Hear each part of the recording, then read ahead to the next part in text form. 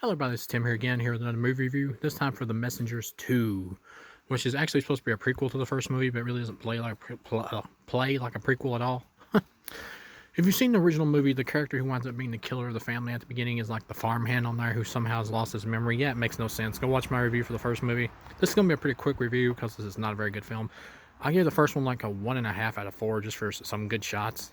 It's a bad movie. It sucked. This is even worse. I'd give it a 0 out of 4. This is worse. It's got Norman Reedus in it, who sleepwalks through the whole movie. Norman Reedus can be a good actor. He's good on The Walking Dead, even though I really don't care about that show. He is good on there. He sleepwalks through this whole film. He does not want to be there. The rest of the cast is bad. The only one that had any good to him was like the dude who plays the neighbor, like this old man who's like a character actor who I've seen before. If you've ever watched Texas Chainsaw Massacre 3D, like the lawyer on there who like gives Alexandra Daddario her property at the beginning of the movie, that guy kind of looks like Wilford Brimley a little bit, but he's not him. But yeah, this is 0. Pretty much you got this family that moves in on the same, supposed to be the same property from the other movie. This is supposed to be a prequel, but it's not. They take the character, they take the name of the character from the first movie who wound up being the killer, and they give it to a character here played by Norman Reedus, but the story that his character goes through and everything doesn't link up to the first movie at all. He doesn't act the same, he doesn't look the same, and the story is not the same whatsoever. In this one, it goes by the original script for The Messengers, which was going to be like a psychological movie about like a scarecrow, where at the end you find out that you think it's the scarecrow killing people, but at the end you find out it's actually the father. But they've obviously rewrote the hell out of it. This right here, pretty much like I said, Norman Reedus is on the property. He's trying to grow crops. It's not going well. He hangs up a scarecrow. You find out the scarecrow's like voodoo cursed, and it'll give you good crops, but it'll at the cost of like killing people.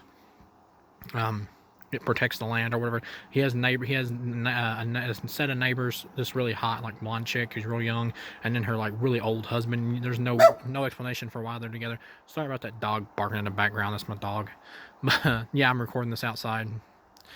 But yeah, the chick's like really hot, and you get scenes where she like shows her boobs for no reason whatsoever. They look nice, but there's really no reason for them to be shown.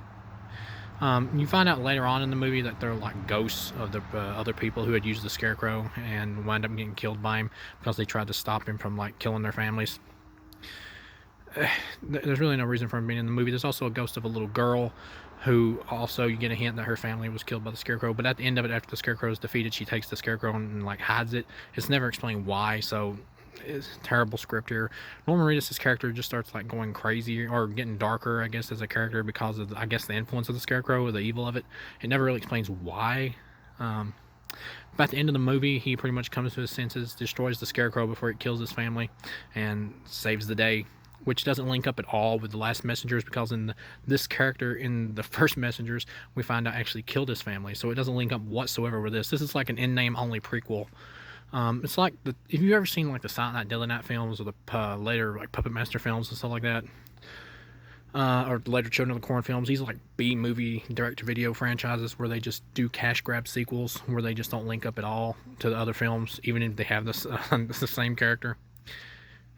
Or the same name of a character. Here, it's a cash grab prequel that in no way connects to the other film. This is a standalone movie despite the name. It has nothing to do with the first Messengers whatsoever, not character-wise, story-wise, or anything. Which I don't really know why. You could have easily have done a direct-to-video sequel to the original The Messengers, even though it sucked. You could have done a direct-to-video sequel to it that would have been at least a half-decent slasher flick if you just wanted to make a killer scarecrow movie. Here they try to be more psychological and artsy with it, but it doesn't work at all. Partway through the movie, like the blonde neighbor chick who's the wife of the old man like rapes Norman Reedus by drugging him, and you find out at the end she's a ghost. So like, why did she like drug him with tea, drugs in his tea, and then rape him? And she's like showing her ass and her breasts, and they look nice, but there's like no reason for the scene whatsoever. Really poorly made film and put together. All in all, it's a 0. It's a complete waste of time to watch this film. There's no reason to see it. Unless you're just a big Norman Reedus fan, you just want to see pretty much everything he's been in.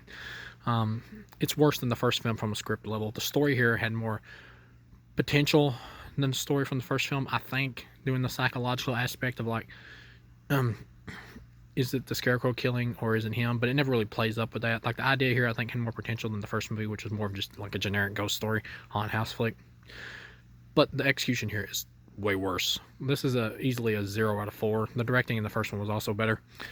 This is a terrible movie, and I don't recommend it to anybody. Even Norman Reedus fans, you can easily do better than this. Thank you for watching, and I'll see you again.